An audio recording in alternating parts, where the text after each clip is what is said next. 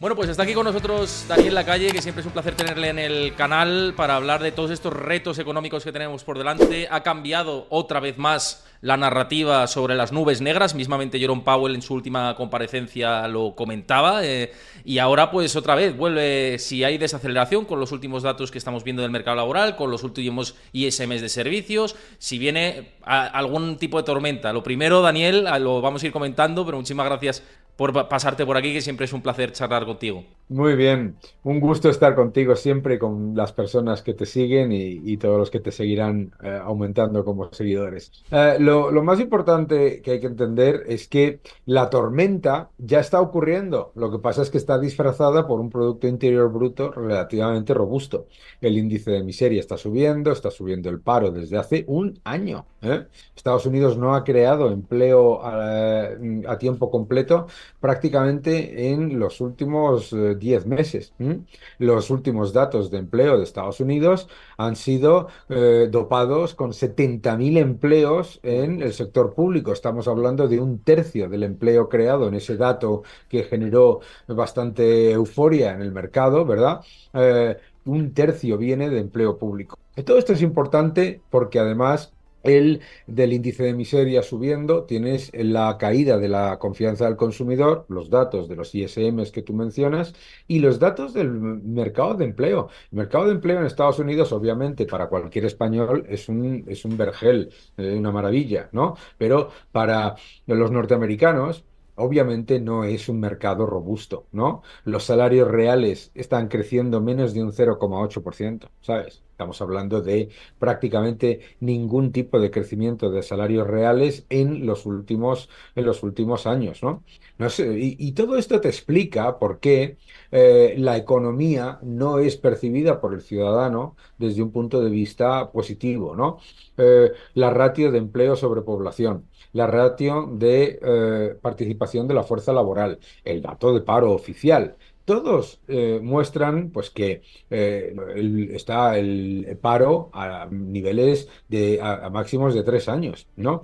Que está la participación laboral y el empleo sobre población por debajo de los niveles del año 2019. Y todo esto con Biden imprimiendo, gastando sin parar, con un nivel de exceso absoluto. Por lo tanto, eso ya te demuestra la debilidad de la economía norteamericana, ¿no? La economía norteamericana está en una situación de dopaje que está empobreciendo además a los ciudadanos. Y ese dopaje se puede acabar, porque estoy completamente de acuerdo con el análisis contigo y lo vengo anunciando también a lo largo de los últimos programas aquí en el canal, que efectivamente tenemos esa serie de citas rojas que se van encendiendo. Si nos fijamos, por ejemplo, en las partidas de empleo de los ISMs mismamente, los que elabora Market, pues vemos no que sea un dato peor de lo esperado, sino mucho peor de lo esperado, peores en niveles de pedidos. Si nos fijamos en las subpartidas, todo va peor y todos los ratios que tú comentas. Entonces, pese al Las dopaje y esa revisiones, dominancia ¿verdad? fiscal, claro, Y las revisiones, porque claro, te eso es. sacan el dato de empleo, sube la bolsa y luego Claro, miras las revisiones. revisiones, eso es, a la baja, Mm. ¿verdad? Sí. Sí, Ujú. sí, sí, ¿Que sí. cuándo se va a acabar?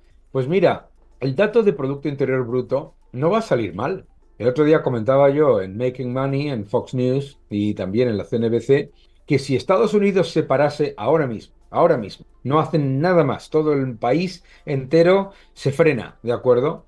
El crecimiento del Producto Interior Bruto anualizado para el año 2024 sería del 1,5-1,8, ¿sabes? ¿Por qué? Por el efecto arrastre y por el gasto, el impacto del déficit público, ¿de acuerdo? Pero eso no quita todos los factores que tú estás comentando. Y es preocupante, no que el mercado lo ignore, que yo entiendo que el mercado lo ignore. ¿Por qué? Porque el mercado en lo que se está fijando es: Joe Biden me está metiendo un agujero de déficit de 2 billones de dólares anuales. Eso al final lo va a tener que monetizar la Reserva Federal, que significa más QE, que significa compra, compra, compra. Yo eso lo entiendo. Pero desde el punto de vista de la economía no va bien. Claro que no va bien, por supuesto. No, y ahora más viene la temporada de presentación de resultados empresariales donde se destapan las vergüenzas, ¿no? De muchas compañías. Eh, Ya lo vimos con claro. Nike, por ejemplo, si hay profit warnings, etcétera. Y aquí, sobre todo, yo creo, y a ver qué piensas tú, que el foco tiene que estar en las compañías de consumo, a ver qué hacen pues las cadenas de supermercados, las cadenas de restaurantes. Ahí yo creo que nos puede dar determinadas pistas del estado real, porque ya esto ya no son especulaciones, sino realidades de cómo ha ido el trimestre. Efectivamente, y bueno, y realidades son los datos que hemos dado, son todos Total. oficiales. ¿De acuerdo? Esto también, que es que parece muchas veces como que te los estás inventando. No, oiga, que estos son los datos oficiales, ¿sabes? Em, y los resultados empresariales. Ya hemos visto muchos profit warnings de empresas de consumo. Ya hemos visto además cómo los despidos están aumentando en las cadenas bueno, de mayor impacto en la economía norteamericana. Sí, yo creo que eso van a salir muchas sorpresas en los datos trimestrales, porque tú que conoces bien el mercado y la gente que nos está viendo, pues sabe el truco de las estimaciones de beneficios, ¿no? Empiezan el año con fuertes subidas de las estimaciones de beneficios por parte de los bancos de inversión. Y a medida que se va acercando el trimestre, las van bajando, las van bajando, las van bajando, y luego cuando se publica se dice, ah, estaba en línea con lo estimado, ¿verdad? Pero no se habla de las rebajas previas, ¿no? Entonces, a mí me parece interesante la divergencia en el comportamiento en el mercado de las empresas que baten de verdad en beneficio ordinario con respecto a las que lo hacen mal o peor de lo esperado, ¿de acuerdo? Y yo creo que eso demuestra también la razón por la que el S&P 500, el Nasdaq, está liderado, todo el performance lo han generado pues cuatro empresas, ¿no? Cuatro o cinco empresas, ¿eh? Entonces, yo creo que vamos a ver ese gap abriéndose todavía más entre las empresas cuyos resultados son dependientes del desarrollo económico real de la economía norteamericana y las empresas que tienen negocio global, con márgenes potentes y con, digamos, y en tecnologías disruptivas, etcétera, ¿no? Es decir, que ves, con este mensaje que lanzas, ves todavía más concentración de la que hay, que ya es una barbaridad, ¿eh? Sí, sí, sí. Yo creo que vamos a más, no a menos, ¿eh? Cuando me dijeron la primera vez, creo que además incluso lo comentamos, bueno, tú y yo, lo de los Magníficos Siete, yo ya decía, y mucho cuidado que no se conviertan en los Magníficos Tres. Bueno, pues ya son los Magníficos Cuatro. ¿Sabes? Yo creo que eso es una tendencia creciente que lo que nos está demostrando es varias cosas, ¿no? Y preocupante también, ¿eh? Me está demostrando varias cosas. Primero, la bolsa no puede subir si no suben las grandes empresas tecnológicas, obviamente, ¿no? Segundo, la bolsa está liderada por las empresas que están más beneficiadas por el exceso monetario y que tienen menos exposición a la economía real en el sentido de depender del gasto discrecional de las familias, etcétera. Por lo tanto, teniendo en cuenta que en los próximos meses, pues los resultados empresariales de un sector que ha sido el darling de estos últimos meses, como ha sido el energético, van a empezar a resquebrajarse, ¿de acuerdo? Con los cambios en los precios de las materias primas, particularmente el gas natural, ¿no? Con la reducción del consumo en términos reales por parte de las familias, pues vamos a ver, yo creo que vamos a llevar sustos, bueno, va a haber sustos. Y va a haber sustos en los que a mí lo que más me preocupa como inversor es la gente que se ha decidido posicionar en los laggards, ¿no? En los que iban retrasados, esperando a que los laggards hicieran catch up, se acercasen en múltiplos a los líderes. Eso no va a ocurrir en el entorno que estamos hablando. Claro, fíjate, con esto que estás diciendo es totalmente cierto. Mira la falta de correlación que hay entre el Russell 2000, por ejemplo, y el SP 500, que son la noche y el día, mientras el Mm. SP 500 lleva 150 días o por ahí, más o menos, sin caer más de un 2% intradía, el Russell 2000 es casi al revés. Es decir, que estamos en los opuestos. Y esto, hay mucha gente que me está diciendo, me recuerda, aunque no sea lo mismo, que la burbuja de las .com, en la que todo subía, en la que tiraba internet, Cisco se convirtió en la empresa más importante de Wall Street y ahora Nvidia es la que lidera. Tú que llevas mucho en esto, a ti te recuerda, no quiero decir que sea igual, sino que si te recuerda a una situación parecida. No me parece que sea igual, ¿de acuerdo? Pero sí que es verdad que hay un nivel de complacencia con respecto a las valoraciones de empresas que todavía no han demostrado su capacidad de sostener márgenes y crecimientos de ese nivel. Para mí el caso de Nvidia no es un caso similar al de WorldCom o al de Enron en ningún caso, ¿no? Pero sí me parece que sí hay complacencia en cuanto a las expectativas de crecimiento sostenido, ¿no? El otro día, precisamente en un programa que colaboro yo, eso en Making Money con Charles Payne, explicaba uno de los analistas que para justificar los beneficios actuales, la valoración actual de Nvidia, tendrías que asumir que iba a crecer en beneficios un 30% anual durante 20 años todos los años, ¿no? Bueno, podemos hacer todo tipo de cábalas, ¿de acuerdo? Es verdad que hay complacencia en las tecnológicas, pero también hay que poner la diferencia porque yo la viví, con la burbuja tecnológica. La burbuja tecnológica era la típica burbuja en el sentido de decirle a la gente, esta vez es diferente, ¿no? Es que no sabes analizar. No, aquí podrás decir que Nvidia está cara, pero no puedes decir que Nvidia no genera beneficios, ¿vale? ¿Eh? Que era la diferencia. Acuérdate, la diferencia bueno, si no te acuerdas porque eres más joven, qué maravilla, pues la gente que lo vivimos, es que era la época en la que te decían, no, es que si cuando dentro de 5 años se cobre $1 por email enviado, entonces los beneficios de esta compañía, que ahora son negativos o están perdiendo dinero, pues se van a disparar, ¿no? Era un nivel de exceso, exceso brutal. También es importante recordar una cosa, la burbuja.com ocurre en un momento en el que había un nivel de complacencia en el mercado y de exposición a riesgo mucho más alto. Esto es curioso. Lo que acabas de comentar del S&P 500 está pasando cuando el índice de codicia y avaricia de la CNN está en miedo extremo. Es curioso, sí. Interesante, ¿no? Sí, sí, sí. ¿Verdad? Y claro, te lo está demostrando lo que has dicho tú también. El Russell 2000, que te refleja cómo van las compañías que están con las botas en el suelo, en Estados Unidos, en la economía norteamericana, en el día a día de la economía norteamericana, eso no está tirando.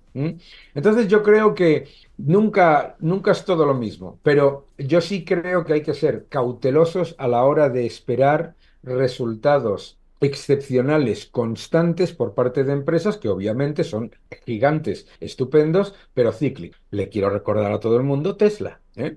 Porque todo el mundo esperaba que lo de Tesla, vamos, que era lo mejor después de tal, y oye, y las compañías corrigen, ¿de acuerdo? Y corrigen dentro de unos beneficios que son buenos, que, vale, que son muy potentes, no se van a cero, ¿de acuerdo? Yo creo que hay que ser cautelosos, pero es importante entender lo siguiente, que es lo que he dicho antes. Con la concentración del mercado, no puedes esperar que suba el S&P 500 si no suben las tecnológicas, si no suben las cuatro magníficas, ¿eh?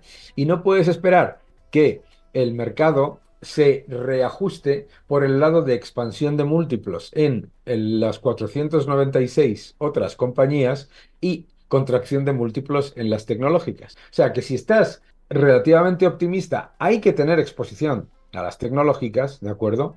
Aunque parezcan caras, ¿de acuerdo? Por el otro lado, darte cuenta de que el concepto de valor no es equivalente, ¿no? Estaba, por ejemplo, mirando cómo el Nasdaq sube, ¿de acuerdo? Y te vas al Nasdaq chino, al Nasdaq Golden, no me acuerdo cómo se llama, el Golden Nasdaq, que son Sí. las empresas tecnológicas chinas, el piñazo que lleva es de órdago, ¿no? Entonces yo creo que simplemente ser conscientes de esas divergencias en un mercado que obviamente está descontando mayor expansión monetaria por el exceso fiscal que se está llevando a cabo este año y por lo tanto es muy probable que continúe en una senda estructural de divergencia, pero fundamentalmente alcista. Antes de seguir con todo esto, le voy a recordar a la gente que nos esté viendo en YouTube que si le está gustando el contenido y quiere apoyarlo, que dejéis ahí vuestro like, vuestro comentario de qué os está pareciendo la charla, y para más charlas como estas, pues dejádmelo ahí en comentarios, que siempre yo os leo y es interesante, y además posiciona muy bien el vídeo de cara a poder hacer contenido como este, pues que dejéis vuestro comentario para apoyar el contenido y vuestro like, eso es importante. Pero con respecto de la cautela Todos que a hay que tener... suscribirse ahora al canal, todos ahora mismo a suscribirse. Y aprovecho para decir que también al de Daniel Lacalle, que él ya tiene Eso la placa ya ahí. después. Yo estoy en lucha por la placa, ya me queda menos cada vez. Pero bueno, estamos ahí luchando para tener esa placa de YouTube también.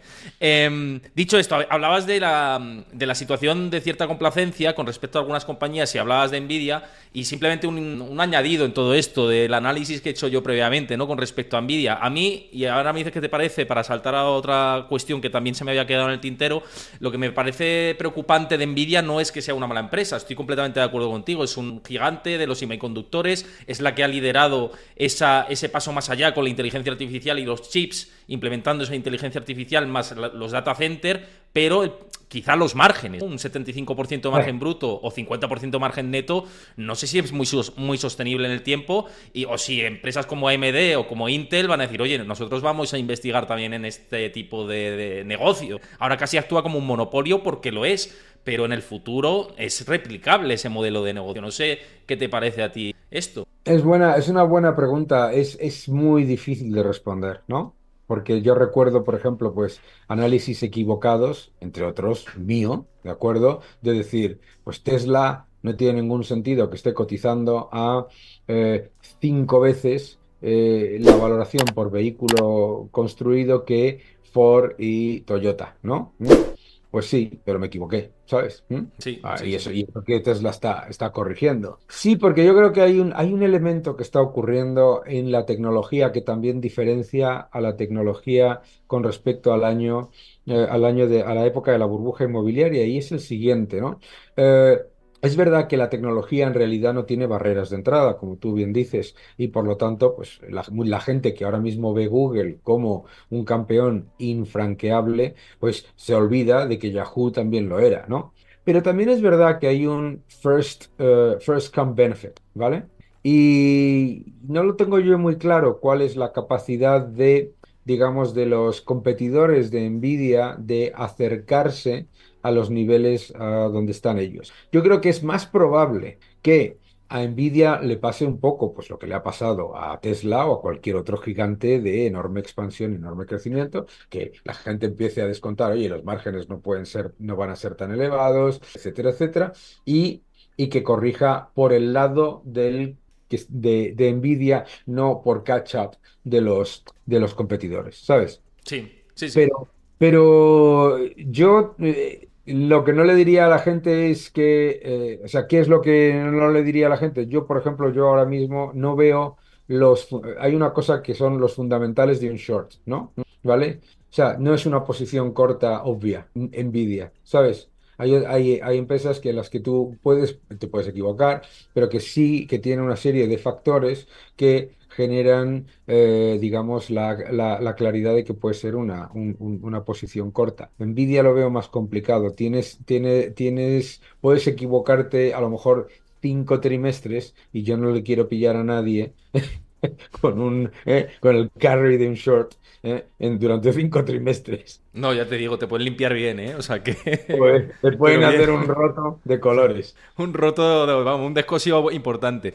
Oye, volviendo al tema anterior, porque hemos pivotado a mercados porque así ha surgido la conversación, pero había un tema que ha sido mainstream estas semanas después del último dato de empleo y lo que he comentando al principio, y es que estamos muy cerquita de activar la SAM Rule, ¿no? Esta famosa regla de Claudia Sam, ex miembro de la Reserva Federal, y que ha anticipado recesiones desde los años 60, el 100% de las veces, y si nos vamos más atrás en el tiempo, en el 90% de las ocasiones. Y ha habido mucho debate en Wall Street de, oye, ¿se va a activar otra vez? Porque estamos a 7 centésimas de hacerlo. Claro, ¿tú cómo lo ves todos estos indicadores adelantados y demás, como la SAM Rule? Pues mira, en este caso, igual que en el de la curva, De tipos.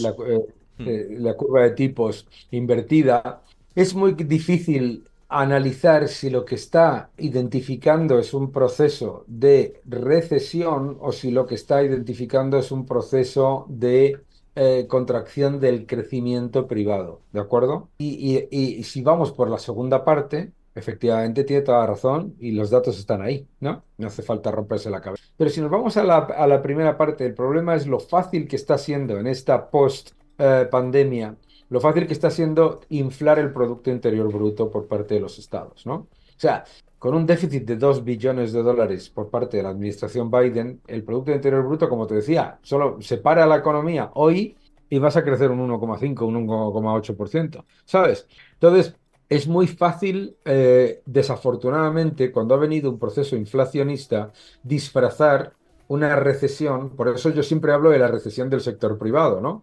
Se hizo viral, de hecho, además, en Fox News el concepto. En el sentido de que, claro, tú estás diciendo, bueno, oye, pero el consumo es robusto, claro, pero si resulta que la mayoría de los precios de las cosas que tú compras han subido entre un 5 y un 12%, pero el deflactor del PIB es el 3,5%, resulta que el dato de consumo está siendo no manipulado, pero sí está siendo, digamos, contaminado por el efecto de la inflación, ¿sabes? Claro. Claro, Claro. esto es como, Daniel, esto es como en los últimos datos de ventas minoristas que estamos viendo aplanamiento total, en términos reales en realidad hay decrecimiento de ventas minoristas si Claro, sumamos la inflación. claro. Pero además es que es importante recordar que el término real, claro, si tú haces las ventas minoristas es la combinación de datos nominales, ¿vale? En esa combinación de datos nominales hay precios. Si vemos la cesta del Bureau of Labor Statistics, ¿no? De Economic Analysis, perdona. Si ves la cesta, pues hay precios que han subido un 0,5 y luego hay una serie de precios, los bienes y servicios que se llaman no reemplazables, que han subido un 5, un 7, un 8,5, ¿sabes? Bien, ¿qué es lo que pasa? Que tú estás deflactando y estás llevando a real con un 3,6% o un 3,5%. Entonces, todas aquellas ventas que tú has hecho para la misma cantidad de un bien que te ha subido un 10%, te aparece como mayor venta real, mayor consumo real, ¿sabes? Entonces, hay muchos pequeños efectos en el Producto Interior Bruto, que es un indicador, es el indicador, digamos, más aceptable de economía agregada, pero no es un indicador infalible, ¿no? Entonces, es relativamente fácil mantenerlo lejos de la recesión, pero mientras la realidad de la economía, a las pequeñas y medianas empresas, a las familias, lo que te muestra el Russell 2000, etcétera, es que es de debilitamiento, ¿no?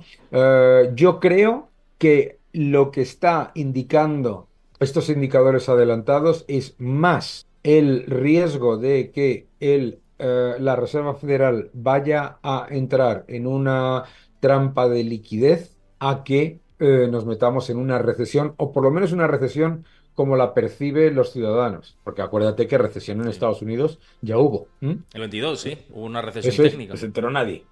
Se enteró, bueno, no se enteró nadie, incluso cambiaron la definición de recesión, Sí, para que exacto. solamente haya recesión cuando gobiernan los republicanos. Perdón por el chiste. Pero es importante, por lo tanto, ver la relativa capacidad que tiene una economía de evitar la recesión. Fíjate, Alemania. Alemania está en una recesión de caballo, pero no va a tener recesión técnica. España creciendo al 2 y pico por ciento, ¿cómo? Aumentando masivamente el gasto público, aumentando masivamente la deuda y aprovechando el efecto de la inflación. Bien, todo lo que quiera. No significa que el Producto Interior Bruto esté mal calculado, sino que hay que mirar más cosas. Fíjate, por ejemplo, la divergencia entre el Producto Interior Bruto en Estados Unidos y el ingreso interior bruto, el GDI. Pues Sí. uno te está indicando que la economía está en estancamiento y el otro te está diciendo que es una de las economías que más crece de las desarrolladas. No, es tremendísimo esto, sí, sí. El GDI, me acuerdo que las últimas veces que lo he mirado decía, hombre, es que esto ya te está apuntando a una dirección, lo que dices tú, de estancamiento económico de libro absoluto, ¿no? Pero Ujú, claro, es muy, muy curioso todo lo que está sucediendo y cómo además en un año en el que estamos en elecciones, múltiples ujú. elecciones a lo largo del mundo, Estados Unidos también, ahora parece que Biden pues no tiene ninguna opción. Yo creo que no me sorprende, quiero decirte, porque veníamos anunciando pues el deterioro que había y que era raro que los demócratas optaran por esa vía, pero bueno, ha sido así. Y el tema es que yo creo que nos está cayendo en lo que viene después de las elecciones. Estamos hablando, va a haber elecciones, yo creo que se está descontando claramente que va a ganar Donald Trump, a no ser que haya una sorpresa mayúscula, pero es que estamos En el cuarto año legislativo, el otro día había una estadística de Bank of America, es cuando más se gasta a nivel, y se está Mm. demostrando además, es cuando más se gasta, y en el primer año legislativo es cuando menos se gasta. Entonces, seguramente llegue Trump y gastará menos. Y además de llegar Trump y gastar menos, si aplica políticas proteccionistas, arancelarias masivas, a ver qué impacto tiene eso, uno, sobre la economía mundial y sobre la inflación general a lo largo del mundo, ¿no? Si todo el mundo responde. Claro, ¿qué paradigma se abre ahí? Porque es verdad que ya no recesión o no recesión, es que a lo mejor volvemos a tener inflaciones del 4 y el 5 si empezamos con guerras comerciales aceleradas. No sé cómo lo ves. Bueno, vamos por partes, ¿no? La guerra comercial. Bueno, la guerra comercial es que no se ha parado, ¿eh? Durante la administración Biden, todos los aranceles y todas las medidas que se tomaron, tanto por la administración Obama como por la administración Trump, se han no solamente mantenido, sino acelerado, se han aumentado, ¿de acuerdo? Eh, por lo tanto, efectivamente, eso lo que hace más es perpetuar, ¿m?, el riesgo inflacionista más que crear inflación en sí mismo, ¿de acuerdo? La inflación solamente se va a perpetuar y aumentar si lo que viene el año que viene es una fuerte expansión monetaria para, digamos, redibujar el nivel de déficit público que hay. En Estados Unidos, las elecciones, yo no veo que... Primero, el problema de Estados Unidos en cuanto a gasto no lo decide ni Joe Biden ni Donald Trump. Lo que se está disparando en Estados Unidos es lo que se llama el mandatory spending, ¿no? El gasto obligatorio, en el que el presidente del gobierno y la administración no tienen absolutamente nada que decir. Eso directamente pasa, ¿eh? Sale de la cuenta, por decirlo de alguna manera, ¿no? Medicare, Medicaid, etcétera, todos los gastos de defensa que son obligatorios, etcétera. Mm, Solamente hay una pequeña parte de defensa que es. Entonces, yo creo que tampoco va a haber mucho cambio, ¿sabes? El cambio en Estados Unidos, si viene, lo decía Kudlow esta misma tarde, ¿no? Si viene el cambio en Estados Unidos, va a venir de impulsar el crecimiento vía bajada de impuestos y vía reducción de las trabas burocráticas y administrativas para la inversión. Eso tarda su tiempo, efectivamente. Por lo tanto, es muy probable que el efecto, digamos, placebo del gasto público y de la deuda deje de surtir efecto a niveles de datos agregados en los próximos 5 trimestres. Es probable, ¿no? Ahora, también me llegas a decir a mí que en periodo de crecimiento, con ingresos fiscales récord, la administración Biden, que se suponía que era la moderada, iba a tener un déficit de 1,8 a 2 billones de dólares, pues también, ¿sabes? O sea que hay que prestarle atención. Yo creo que vamos a tener que ir mirando las cosas como haces tú, eh, trimestre a trimestre, Sí. y viendo dónde se están generando las divergencias. Y yo cada vez le presto, yo no sé si te pasa a ti, estoy seguro de que sí, y a los que nos estáis viendo, yo cada vez me importa menos los datos agregados, porque la tasa de paro y el PIB son tan Muy fáciles retrasado. Y muy además de retrasado. ser como inversores, además, es una foto, no es una foto fija del momento, es una foto fija del pasado, ¿verdad? Entonces, te dice tan poco que es mucho más importante hacerle caso a todos esos indicadores adelantados que tú le prestas atención, ¿no? Y que los que nos estáis viendo también. Sí, dentro del empleo, a ver, el dato de non-farm payrolls, eso es un despropósito mayúsculo. Te revisan lo que hablabas antes, ¿no? Te revisan a la baja el mes anterior y luego 2 meses después te revisan a la baja el primer dato. O sea, no tiene ningún sentido que tengas esa encuesta y luego la de los hogares apuntando en direcciones diferentes. Hemos visto que la tasa de paro ha subido, perdón, del 3,4% al 4,1% en cuestión de 7 meses, pero lo otro es maravilloso y fabuloso la creación de empleo que se hace. Entonces, de ahí no me fío. Yo me fío más, y aún así con un poquito con pinzas, de las renovaciones de subsidios por desempleo y de las peticiones iniciales de desempleo. Eso no es una foto tan retrasada, y teniendo solicitudes iniciales de desempleo por encima de 250 ya sí que te enciende un poco el malestar en el cuerpo, es Claro. decir, por ahí está el malestar. Pero el dato de empleo, vamos, yo no sé por qué el mercado le sigue haciendo caso, te lo digo de verdad, ¿eh? No... Porque no, pero yo creo que, fíjate, y tampoco, yo creo que el mercado a lo que le hace caso, y por eso subió el mercado el otro día por el dato de empleo, ve que el mercado de trabajo se está desacelerando y dice que viene. la Reserva Federal de nuevo. Y baja Tú piensas tipos, que, ¿no? claro, tú piensas que tenemos un mercado en el que hay dos generaciones ya de traders que no han visto nada más que políticas expansivas. ¿M? Entonces esto es como el junkie que está esperando, waiting for my man, que decía la Velvet Underground, ¿no? Que está esperando al next fix, ¿no? Entonces, ven un dato malo, fíjate, ven un dato malo en las elecciones francesas, para arriba. ¿Por qué? Porque esto lo va a tener que monetizar el Banco Central Europeo. Ven un dato malo en Estados Unidos, para arriba, ¿no? Yo creo que ese es el tema. O sea, no es tanto el efectivo. Yo creo que la gente sí le está haciendo un análisis correcto al mercado laboral después del titular, ¿no? El titular siempre es igual. El titular siempre es igual, ¿no? Igual que en España, ¿no? A las 9 de la mañana te sale la nota de prensa del gobierno y la nota de prensa del gobierno te dice que todo es lo mejor después de la creación del pan de molde. A las 9:15 ya has podido ver los datos y ya empiezas a hacer, digamos, criba. Pero yo creo que es que lo que está pasando es que el mercado correctamente ve, uno, el gobierno me está gastando 2 billones de dólares cuando la Reserva Federal al año de más, cuando la Reserva Federal ha reducido el balance solamente en 1,5 billones. O sea, nada. ¿Mm? Entonces, ¿qué resulta que lo que pasa? Que es que la política fiscal está saboteando la política monetaria. Y es normal que entonces el mercado luego se puede llevar sustos si no ocurre. Pero ¿qué es lo que está haciendo el mercado? Llega Jerome Powell le dice, no vamos a bajar los tipos y vamos a mantenernos muy firmes con la inflación. Y la gente dice, sí, sí, 2 billones de dólares que te está soltando Janet Yellen de déficit, que si no los monetizas este año, lo vas a tener que monetizar el siguiente. O sea, ese es el gran problema. Yo creo que es una buena conclusión para cerrar la charla que hemos tenido hoy. Para mí, como siempre, es un placer. Invito a mis seguidores y a la audiencia que nos vea desde mi canal que sigáis a Daniel Lacalle en su canal. Que si os ha gustado este contenido, que como he dicho antes, dejéis ahí vuestro like y bueno, pues compartáis el comentario y dejéis vuestro compartáis el contenido y que dejéis vuestro comentario.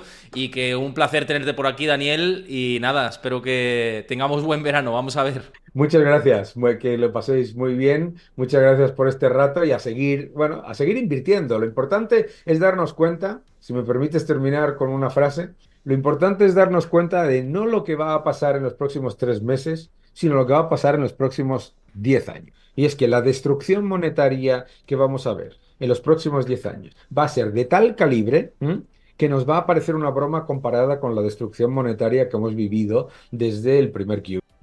Así que por eso está la gente orientada más hacia un mercado alcista estructural que en realidad es una protección contra la inflación. Pues con esto nos quedamos y nada, nos vemos a la próxima por aquí. Un abrazo. Un fuerte abrazo.